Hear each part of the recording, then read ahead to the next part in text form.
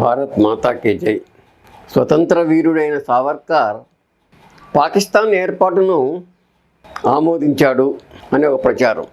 స్వతంత్ర వీర సావర్కర్ అనే పేరులోనే ఉంది, ఆయన పాకిస్తాన్ ఏర్పాటును అంగీకరించలేదు, ఆయన స్వభావంలోనే ఉంది.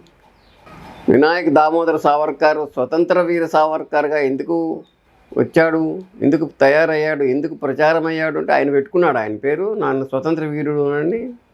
సహజంగానే చిన్నప్పటి నుంచి కూడా ఈ స్వాతంత్రంతో ఆయన ముడివుడి ఉన్నాడు కాబట్టి స్వాతంత్ర సమరంతో సమర గతిని నిర్దేశించాడు, సమరంలో పాల్గొన్నాడు. అటువంటి వీరుణ్ణి ఎంతోమంది వీరులు అంతకుముందు స్వతంత్ర వీరులు ఉన్నారు, తర్వాత కూడా వీరులు ఉన్నారు. వీళ్ళందరిలోనూ ప్రధానుడు కాబట్టి, ప్రముఖుడు కాబట్టి ఈ మొత్తం వీరుల పరంపరకు ప్రతీకగా ఆయన స్వతంత్ర వీరుడు అన్నారు. కాబట్టి అటువంటి స్వతంత్ర వీరుడు స్వాతంత్రానికి గొడ్డలి పెట్టుగా పరిణమించే పాకిస్తాన్ ఏర్పాటును ప్రోత్సహిస్తాడా? రెండవది, ఆయన ద్విజాతి సిద్ధాంతాన్ని ఆమోదించాడని కూడా ప్రచారం జరుగుతుంది. మూడవది, బ్రిటన్ ప్రభుత్వానికి అనుకూలంగా హిందువులను సైన్యంలో చేరండి అని చెప్పాడట ఆయన. ఇదొక దుష్ప్రచారం. ఏం చెప్పాడు, ఏం ప్రచారం జరుగుతుంది అని ఆలోచించినట్టయితే సావర్కర్ పాకిస్తాన్ ఏర్పాటును సమర్థించలేదు. అనాదిగా ఇది అఖండ భారత్గా ఉన్నింది, అఖండ భారత్గానే ఉంటుంది. ఎవరు హిందువు అనే దానికి కూడా ఆయన నిర్వచనం ఇచ్చాడు. హిందువులు ఎవరంటే ఈ దేశంలో పుట్టి ఈ దేశాన్ని తల్లిగా భావించేవాళ్ళు హిందువు. మరి ఆనాడు స్వాతంత్ర సమరం జరిగిన కాలంలో, అంటే బ్రిటన్ వాళ్ళ యొక్క పెత్తనం కొనసాగిన సమయంలో, అంటే ప్రథమ భారత స్వాతంత్రం సమరం ప్రారంభమైన తర్వాత 80 ఏళ్ళు జరిగిన కాలఖండంలో దేశద్రోహులు వచ్చారా లేదా ఈ దేశంలోకి అనేది ఆలోచించండి. అంటే ఈ దేశం అనాదిగా ఒకే జాతి, దీనికి భిన్నంగా మేము ఈ దేశంలో భాగం కాదు, ఈ జాతిలో భాగం కాదు, మా మతం వేరు, మా సంస్కృతి వేరు, మా ఆచారాలు వేరు, మేము భారతీయమైన సంస్కృతి కంటే భిన్నమైన సంస్కృతి కలవాళ్ళము అని చెప్పిన వాళ్ళు వచ్చారా లేదా? వాళ్ళే జిహాదీలు. అనాదిగా హిందుత్వము, హిందూ జాతి అన్ని మతాలను సమానంగా ఆదరిస్తూ వచ్చింది. అన్ని మతాలు ఒకటి, ఒక తోటలో అన్ని చెట్లు ఏ విధంగా ఉండాలో, ప్రకృతిలో రకరకాల వైవిధ్యాలు ఏ విధంగా ఉండాలనో, ఉండకపోతే ప్రకృతి నష్టపోతుంది. ఒక చెట్టు కొట్టేసినా తోట నష్టపోతుంది. కాబట్టి అన్ని వైవిధ్యాలను సమాదరించే జాతి హిందూ జాతి. అందువల్ల అన్ని మతాలను కూడా, విదేశాల నుంచి వచ్చిన మతాల వాళ్ళని కూడా సమానంగా ఆదరించిన జాతి భారత జాతి, హిందూ జాతి.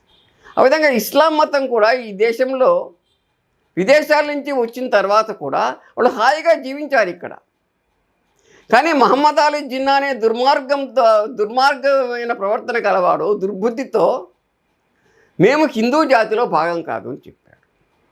అలా చెప్పిన జిన్నాకు ప్రోత్సాహకరంగా కొన్ని లక్షల మంది ఈ దేశంలో తయారయ్యారు. మాది ప్రత్యేకమైన జాతి. కాబట్టి సావర్కర్ ఏం చెప్పాడు? నిజమే, ఈనాడు ఈ దేశంలో హిందూ జాతికి భిన్నంగా, అద్వితీయమైన హిందూ జాతికి భిన్నంగా ప్రవర్తిస్తున్న మరొక జాతి కూడా ఉంది అని చెప్పాడు. అంది ద్విజాతి అంటే సిద్ధాంతం అంటే అది. అంటే దేశంలో 2 జాతులు ఉన్నాయి. కానీ సావర్కర్ లక్ష్యం ఏమిటి? ఈ రెండవ జాతి మనసు మార్చుకొని, బుద్ధి మార్చుకొని, ప్రవర్తన మార్చుకొని ప్రధానమైన హైందవ జాతీయ స్రవంతిలో కలిసిపోవాలి అనేది సావర్కర్ యొక్క తలంపు. కానీ ఆనాడు వాస్తవం, కఠోరమైన వాస్తవం ఏమిటి? 2 జాతులు ఉన్నాయని చెప్పి జిన్నా చెప్తున్నాడు. కాబట్టి రెండవ జాతి ఏంటి? ఈ జిహాదీల జాతి, భారత వ్యతిరేకమైన జాతి, హైందవ తత్వానికి వ్యతిరేకమైన జాతి. ఏ హైందవ జాతి అయితే సర్వమత సమాధారణ స్వభావంగా ఉందో దానికి భిన్నంగా మాకు ఇస్లాం మతం మాత్రమే ఉండే దేశం కావాలి మాకు అని చెప్పిన జాతి ఒకటి ఈ దేశంలో తయారైంది. కాబట్టి సావర్కర్ ద్విజాతిని గుర్తించాడు అంటే, రెండవ జాతిని గుర్తించాడు అంటే అది ఒక కఠోర వాస్తవాన్ని గుర్తించాడు. అంతేగాని దాన్ని ఆమోదించినట్టు కాదు, దాన్ని ఆమోదించలేదు. కానీ అదే కృత్రిమ సిద్ధాంతం ప్రాతిపదికగా ఈ దేశాన్ని ముక్కలు చేశారు బ్రిటన్ వాళ్ళు. అప్పుడు సావర్కర్ ఏం చెప్పారు? సరే, ముక్కలెట్టు దేశమైంది, ఉండే హిందువులన్నా బతికి బట్టకట్టాలి, అందువల్ల పాకిస్తాన్లో ఉండే హిందువులను వాళ్ళు పాకిస్తాన్లో ఎలాగో ఉంచరు, చంపేస్తారు, తరిమేస్తారు, మతం మార్చేస్తారు. కాబట్టి ఈ అవశేష భారత్లో ఉన్న ముస్లింలను మీరు పాకిస్తాన్కి పంపించండి. ఆ విధంగా జనాభా మార్పిడి జరిగినట్టయితే తర్వాత ఎలాంటి సమస్యలు ఉండవు అని చెప్పిన వాడు సావర్కర్. ఆ విధంగా నిజంగానే జరిగి ఉండింటే ఈనాడు మనం చూస్తున్నాం ఇన్ని సమస్యలు మన దేశానికి ఉండేవా? ఈ జిహాదీల యొక్క బీభత్సకాండకు ఎన్ని లక్షల మంది ఆ తర్వాత హిందువులు బలైపోయారు. ఇప్పటికే కొనసాగుతూనే ఉంది. ఈ చొరబాట్లు ఏమిటి? బంగ్లాదేశ్ నుంచి చొచ్చుకొని వస్తున్నారు, పాకిస్తాన్ నుంచి చొరబడుతున్నారు. అంతేకాకుండా అనేక దాదాపు 3 కోట్ల మంది హిందువులు అటు పాకిస్తాన్లోనూ ఇటు బంగ్లాదేశ్లోనూ దుర్భరమైన అనేక అమానుషమైన చిత్రహింసలకు గురి కావాల్సిన పరిస్థితి ఉండేది కూడా కాదు కదా. కాబట్టి సావర్కర్ చెప్పిన ద్విజాతి సిద్ధాంతం ఏమిటంటే ఆయన ఆమోదించలేదు. ద్విజాతి సిద్ధాంతం ఉంది ఈ దేశంలో, ఇప్పుడు దీన్ని రూపుమాపండి అని చెప్పాడు. మొదట కాలేదు. జవహర్లాల్ నెహ్రూకును బ్రిటన్ యొక్క ప్రతినిధి లార్డ్ మౌంట్ బాటన్కు ఆయన భార్యకు మధ్య ఉన్న ప్రగాఢమైన స్నేహం కారణంగా జవహర్లాల్ నెహ్రూ అనేవాడు ఈ దేశాన్ని ముక్కలు చేయడానికి ఒప్పుకున్నాడు, పాకిస్తాన్ ఏర్పాటుకు ఒప్పుకున్నాడు. దాన్ని సావర్కర్ వ్యతిరేకించాడు. అయితే వ్యతిరేకించిన సావర్కర్ ఏం చెప్పాడు? ఎలాగో జరిగిపోతుంది, దేశ విభజన జరుగుతుంది తెలిసినప్పుడు జనాభాను మార్పిడి చేయమన్నాడు. రెండవ విషయం, సావర్కర్ బ్రిటన్ సైన్యంలో రెండవ ప్రపంచ యుద్ధ సమయంలో బ్రిటన్ సైన్యంలో చేరబడి హిందువులను ఎందుకు ప్రోత్సహించాడు అంటే, బ్రిటన్ సైన్యంలో ఈ రెండవ జాతి ఏదైతే ఉందో దేశానికి వ్యతిరేకంగా పనిచేస్తున్న పాకిస్తానీ తొత్తులు ఎవరైతే ఉన్నారో వాళ్ళ సంఖ్య పెరగకుండా నిరోధించాలి. అలా పాకిస్తాన్ను కోరే వారి సంఖ్య సైన్యంలో పెరిగినట్టయితే మొత్తం హిందూ జాతికి నష్టం కలుగుతుంది, కాబట్టి దేశానికి నష్టం కలుగుతుంది. కాబట్టి ఈ దేశాన్ని ప్రేమించే హిందువులు ఎక్కువగా సైన్యంలో చేరినట్టయితే ఆ విధంగా ఆ జిహాదీల యొక్క సంఖ్య పెరగకుండా ఉంటుంది అనే ఒక సదుద్దేశంతో మాత్రమే సావర్కర్ హిందువులను సైన్యంలో చేరడానికి ప్రోత్సహించాడు. అంతేకాని బ్రిటన్ వాళ్లకు లొంగిపోవడమో కాదు, బ్రిటన్ వాళ్లకు అనుకూలం కూడా కాదు. కానీ ఇందులో మళ్ళీ ఇంకొక వ్యూహం ఉంది. ఎక్కడెక్కడైతే బ్రిటన్ సైన్యం ఓడిపోయిందో రెండవ ప్రపంచ యుద్ధ సమయంలో, అంటే తూర్పు ఆసియాలో, అక్కడ పట్టుబడిన సైనికుల్ని ఆజాద్ హింద్ ఫౌజ్లో చేర్చుకున్నారు నేతాజీ సుభాష్ చంద్రబోస్. అంటే భారతీయ సైనికులు పట్టుబడినట్టయితే అక్షరాజ్యాలకు, అంటే జపాన్ నాయకత్వంలోని సైన్యాలకు భారతీయ సైనికులు పట్టుబడినట్టయితే బ్రిటన్ వ్యతిరేకంగా జపాన్ యుద్ధం చేస్తుంది, జర్మనీ యుద్ధం చేస్తుంది. కాబట్టి బ్రిటన్ సైన్యంలో పనిచేసిన భారతీయ సైనికులు పట్టుబడినట్టయితే వాళ్ళందరూ కూడా నేతాజీ సుభాష్ బసు సైన్యంలో చేరుతున్నారు. కాబట్టి ఇక్కడ సంఖ్య పెరిగినప్పటికీ, హిందువుల సంఖ్య పెరిగితే వీళ్ళు ప్రపంచ దేశాలకు పోయి యుద్ధం చేసినప్పుడు ఒకవేళ పొరపాటున పట్టుబడితే నేతాజీ సుభాష్ చంద్రబోసు సైన్యంలో చేరిపోతారు. ఇది సావర్కర్ యొక్క వ్యూహం. 2 రకాలైన వ్యూహాలు ఇవి. మొదటిది ఏమిటి? భారతదేశం యొక్క సైన్యంలో జిహాదీల సంఖ్య ఎక్కువ కాకూడదు. రెండవది భారతదేశం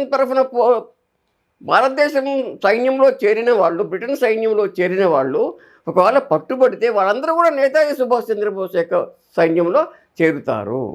ఆ విధంగా జరిగింది కూడా. కాబట్టి స్వాతంత్ర వీర సావర్కర్ బ్రిటన్ సైన్యంలో చేరమని హిందువులను ప్రోత్సహించడం అనేది ఒక దేశభక్తియుతమైన కార్యక్రమమే కానీ బ్రిటన్ అనుకూల కార్యక్రమం కాదది. వ్యూహాత్మకంగా బ్రిటన్ వ్యతిరేకమైన కార్యక్రమం అది, జిహాదీలకు వ్యతిరేకమైన కార్యక్రమం ఇది. అదేవిధంగా మహాత్మా గాంధీ హత్య విషయంలో స్వాతంత్ర వీర సావర్కర్ను ఇరికించడం అనేది జవహర్లాల్ నెహ్రూ చేసిన కుట్రలో భాగం అన్నమాట. జవహర్లాల్ నెహ్రూకు ఈ దేశం అంటే సరిపోదు. ఆయన పాపం చాలాసార్లు చెప్పుకున్నాడు కూడా, భారతీయ సంస్కృతి సరిపోదు, హిందూ సంస్కృతి సరిపోదు, తాను ఈ దేశంలో ప్రమాదవశాత్తు జన్మించాడని కూడా ఆయన చెప్పుకున్నాడు. కాబట్టి భారతీయమైన సంస్కృతికి, భారతీయమైన తత్వానికి ఎవరెవరైతే ప్రతినిధులుగా ఉన్నారో వాళ్ళందరినీ అప్రతిష్ట పాలు చేయడానికి జవహర్లాల్ నెహ్రూ, అప్రతిష్ట పాలు చేయడం మాత్రమే కాదు, అణిచివేయడానికి జవహర్లాల్ నెహ్రూ ప్రభుత్వం విపరీతమైన కృషి చేసింది. అందులో భాగంగానే రాష్ట్రీయ స్వయం సేవక సంఘాన్ని నిషేధించారు. సావర్కర్ వంటి వాళ్ళని మహాత్మా గాంధీ హత్య కేసులో ఇరికించారు. ఏమాత్రం వాస్తవం కాదు ఇది. సావర్కర్కు మహాత్మా గాంధీ హత్యతో ఎలాంటి సంబంధం లేదు అన్న విషయము సూర్యుడు వెలుగంత స్పష్టమైన వాస్తవం.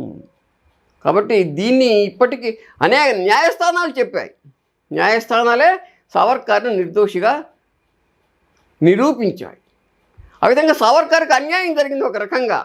ఆ విధంగా చెడ్డ పేరు తెచ్చి సావర్కర్ను అప్రతిష్ట పాలు చేయడానికి జవహర్లాల్ నెహ్రూ చేసిన ప్రయత్నం బెడిసి కొట్టినప్పటికీ కూడా సావర్కర్ బాధపడ్డాడు కదా, మానసిక క్షోభకు గురయ్యాడు కదా. కాబట్టి ఇది చరిత్రలో ఎప్పుడు న్యాయం జరుగుతుంది దీనికి? జవహర్లాల్ నెహ్రూను నిరసించి అభిశంసించే విధంగా చరిత్రను తిరగరాయాలి.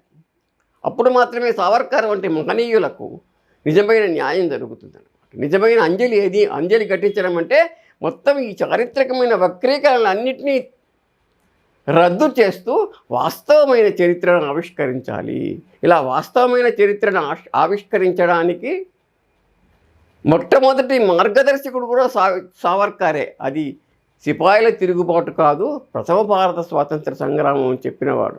ఆ విధంగానే సావర్కర్ చరిత్ర కూడా మొత్తం ఈ వక్రీకరణలన్నింటినీ తొలగిస్తూ సక్రమైన పద్ధతిలో చరిత్ర ప్రచారం జరగాలి. దానికి జాతీయ నిష్ఠాపరులైన వాళ్ళందరూ కూడా కృషి చేయవలసి ఉంది. భారత్ మాతాకి జై. Mind Media, the voice of India.